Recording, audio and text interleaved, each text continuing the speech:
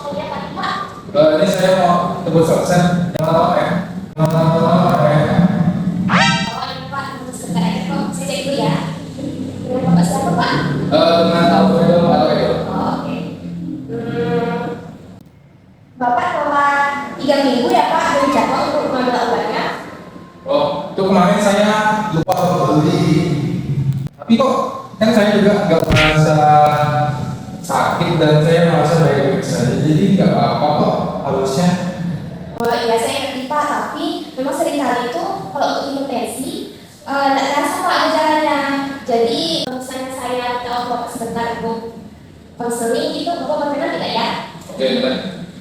Terakhir kontrol kapan Pak? Terakhir itu dulu 150 kalau 95. Kalau yang terakhir kali ini Pak sedang kesini?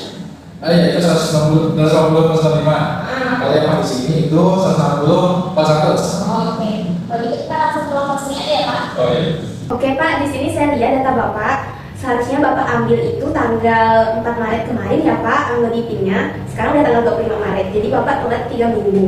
Terus tadi yang Bapak bilang, tekanan darah Bapak itu 160/100 ya. Itu tuh sudah masuk ke hipertensi derajat 2 Pak. Jadi ibaratnya tuh kayak pembuluh darah Bapak seperti selang air yang bekerjanya tuh airnya tuh kencang sekali. Jadinya selang airnya itu terus-menerus ditekan dengan kencang gitu. Jadi itu sangat bahaya Pak. Tapi saya nggak pusing. Berarti nggak parah kan? Nah itu justru yang bahayanya Pak, karena hipertensi ini punya julukan kok di dunia kesehatan itu namanya silent killer. Kayak bahasa Indonesianya tuh pembunuh diam-diam gitu Pak, karena memang jarang menimbulkan gejala tadi dan totalnya udah terjadi komplikasi gitu. Komplikasi? Apa? Saya paham Bapak di sini merasa lebih bahagia, tapi secara medis tekanan darah yang tinggi dan tidak terkontrol itu Pak dalam jangka panjang bisa merusak organ-organ yang ada di tubuh Bapak. Contohnya kayak jantung Bapak itu bisa membesar, habis itu bisa gagal bekerja jadinya. Kalau untuk pembuluh darah Bapak nanti bisa pecah, misalnya kalau pecahnya di otak itu bisa menyebabkan stroke. Lalu ginjal Bapak juga bisa rusak. Nanti kalau misalnya ginjalnya udah rusak perlu cuci darah. Mata Bapak pun juga, ini sekarang pakai kacamata, nanti tambah rusak lagi Pak kalau enggak minum obat. Oh, mas parah itu ya? Separah itu Pak. Dan Bapak perlu tahu, jadi semua resiko yang tadi saya sebutkan itu bisa kita cegah kalau tekanan darah Bapak itu terkontrol di bawah 130/80 lah gitu. Target ini bisa kita capai kalau misalnya Bapak tuh minum obat yang teratur dan gaya hidup Bapak tuh sehat. Sekarang kita bicara soal obat Bapak ini ya Pak, amlodipin. Jadi fungsinya ini untuk menurunkan tekanan darah. Kan tadi tekanan darah Bapak tinggi ya. Obat ini bekerja dengan cara melebarkan pembuluh darah Bapak sehingga jantung itu tidak perlu memompa darah terlalu keras. Dan ini yang penting Pak, efeknya tuh baru stabil kalau Bapak tuh minum rutin dalam beberapa hari. Jadi tekanan darah Bapak tuh baru bisa stabil setelah beberapa hari minum ini. Oh, jadi kalau minum sehari 2 hari terus berhenti nggak apa dong? Justru tidak boleh Pak. Kalau Bapak stop minum tiba-tiba atau sering telat gitu kadar obat dalam darah Bapak itu tuh bisa turun, yang menyebabkan tekanan darah Bapak nanti bisa tiba-tiba naik. Ini disebut dengan rebound hypertension Pak sebutannya. Risiko ini bisa langsung serangan jantung ataupun stroke bahkan kepada orang yang sebelumnya sehat kayak yang Bapak tadi bilang kan nggak ngerasa apa-apa gitu. Bisa aja Bapak mengalami hal itu. Aduh, masa sih? Saya kan udah minum berbulan-bulan, masa harus minum seumur hidup? Untuk hipertensi yang sudah kronis nih ya Pak, seperti yang tadi saya bilang, Bapak ini kan udah masuk hipertensi derajat 2. Jadi obat amlodipin ini memang perlu diminum secara rutin. Nanti dokter yang akan menentukan apakah dosisnya tuh suatu hari nanti akan dikurangi ataupun tidak. Tapi itu pun harus berdasarkan kontrol tekanan darah. Dan kontrolnya itu hasilnya harus konsisten bahwa tekanan darah Bapak itu selalu baik, bukan karena berhenti sendiri Bapak minum obat ini nih. Berat juga ya? Saya mengerti Pak, tapi coba Bapak bayangkan lebih berat mana? Minum obat ini setiap hari, tablet kecil setiap hari, atau harus menjalani perawatan suatu hari nanti akibat stroke ataupun penyakit-penyakit lain yang lebih berat di rumah sakit nanti. Ya kalau dibilang seperti itu sih, iya sih Mbak. Nah, betul. Jadi Bapak harus minum obat ini ya Pak setiap hari, jangan sampai kayak yang sebelumnya. Pak Edo, sekarang saya mau nanya nih soal pola makan Bapak. Kalau biasanya Bapak suka makan makanan yang kayak gimana tuh Mas? Wah, kalau makanan kesukaan saya sih kayaknya goreng-gorengan tuh saya suka banget tuh. Tapi masa saya harus berhenti total? Tidak harus langsung berhenti total Pak, tapi makan gorengan itu perlu sangat dibatasi karena garam itu bekerja langsung meningkatkan tekanan darah Bapak. Jadi kalau makan gorengan terus, makan asin terus, nah kalau misalnya Bapak ini terlalu banyak garam di dalam badannya, jadi itu tubuh menahan cairan lebih banyak, akhirnya volume darah Bapak tuh bisa meningkat, tekanan darahnya pun di pembuluh darah tuh bisa naik. Tapi saya dari dulu makanya begitu, sekarang nggak kenapa-napa kok.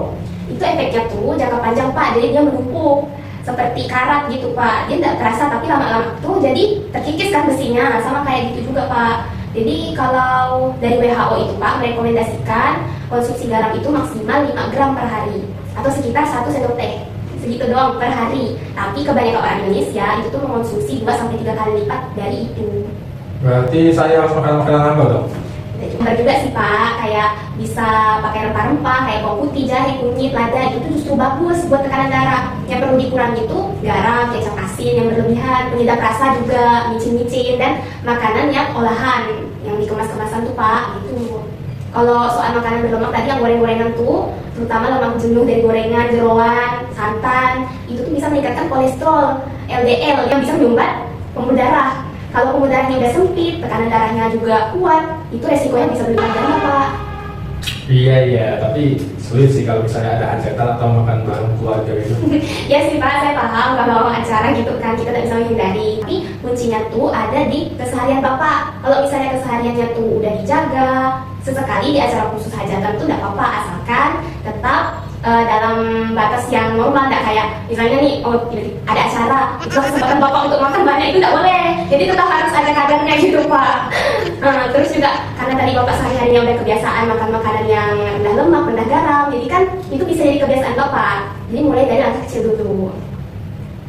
Nah, tadi kan tingkat kepatuhan Bapak minum obat amlodipin ini rendah ya Pak. Jadi saya ada beberapa saran. Di antaranya tuh yang pertama, setiap hari Bapak minum obat amlodipin ini di waktu yang sama. Misalnya setelah sarapan. Jadi numpang ingat gitu, kalau udah sarapan kan kebiasaan minum obat, besoknya gitu lagi. Kedua, Bapak bisa pasang alarm di HP Bapak untuk pengingat. Aduh, kalau soal setting-setting alarm gitu, saya kurang paham ya, soalnya saya di kantor gitu. Oh, oke. Tidak masalah Pak.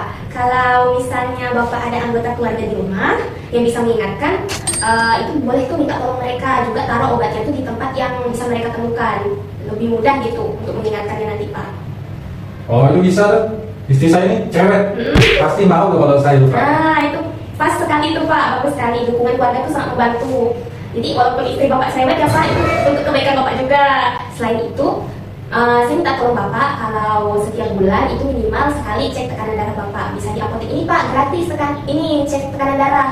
Jadi kita bisa bantu Bapak untuk melihat perkembangan tekanan darahnya. Oh, bisa di sini? Nggak bayar? Nggak bayar Pak, tanpa biaya tambahan, gratis. Jadi setiap Bapak tebus obat, kita ukur darahnya sekalian. Nanti saya catat supaya Bapak punya data yang bisa ditunjukkan ke dokter saat kontrol nanti. Wah, itu juga. Ya, jadi Bapak bisa nanti kesini aja. Ya. Oke Bapak, saya senang Bapak mau mendengarkan saya. Saya mau Bapak pulang dengan satu pemahaman penting. Jadi obat amlodipin ini bukan untuk menyembuhkan, tapi untuk melindungi Bapak setiap hari dari resiko yang tidak terlihat. Jadi harus diminum terus ya Pak? Oke, kalau gitu saya akan coba lebih sedikit.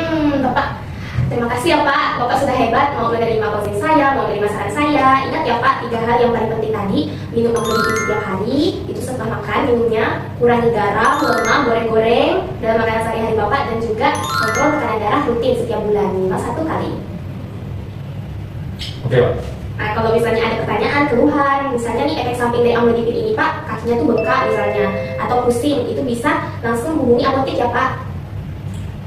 Oh, oke, iya Mbak ya. Makasih udah sabar ngomongnya. Kemudian tadi saya kira juga saya mau gimana. Enggak kok Pak, aman. Justru saya yang senang Bapak mau datang, mau ngobrol, mau dengarkan saya. Itu sudah langkah yang bagus. Semangat ya Bapak, kesehatan Bapak ada di tangan Bapak sendiri. Semoga Bapak senantiasa sehat. Terima kasih ya. Ya. Dalam terapi seumur hidup, kepatuhan pasien adalah separuh dari pengobatan, dan di sanalah apoteker hadir mengedukasi dan menjaga.